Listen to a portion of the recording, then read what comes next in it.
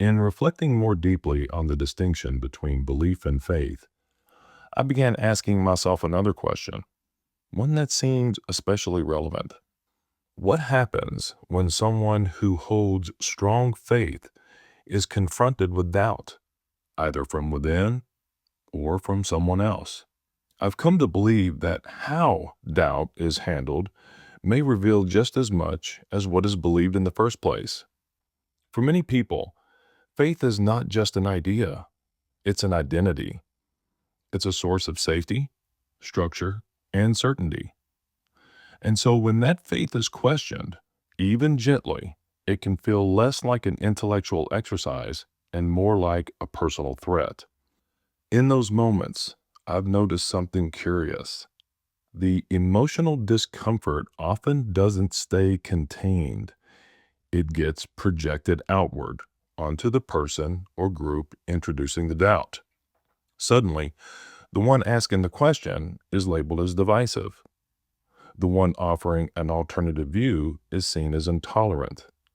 The one inviting openness is accused of being closed to truth. And that's the paradox.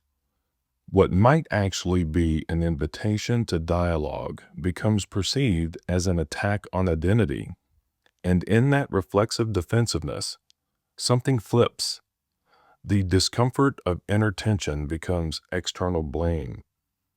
The person of faith may not even be aware they're doing it, but in order to preserve their psychological safety, they shift the burden onto the doubter. This isn't a judgment, it's a human defense mechanism. We all do this at times, but when faith becomes fused with self-worth and security, the need to protect it can override the ability to listen or learn. And that's when projection shows up, masked as moral superiority. I've often wondered whether those who accuse others of being intolerant are, in fact, wrestling with their own intolerance toward uncertainty. Whether those who claim others are closed minded are trying to silence the parts of themselves that still, somewhere deep down, feel doubt knocking on the door. To be clear, doubt is not the enemy of faith. In many traditions, it's part of the process. Faith that has never been wrestled with doubt may not be as strong as it seems. It may simply be untested. But when faith becomes so rigid that it rejects even respectful inquiry, it stops being a bridge and becomes a wall. And that wall doesn't just keep doubt out, it keeps growth out too. What I long for, both in myself and in others, is the ability to hold faith and humility at the same time. To say, this is true for me, and I respect that your path may look different.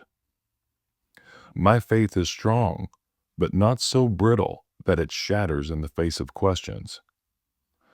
I trust what I believe, but I don't need to control what you believe. In that posture, faith doesn't have to defend itself with accusations or projection. It can simply stand on its own, quietly, confidently, and compassionately. And maybe that's the most powerful faith of all.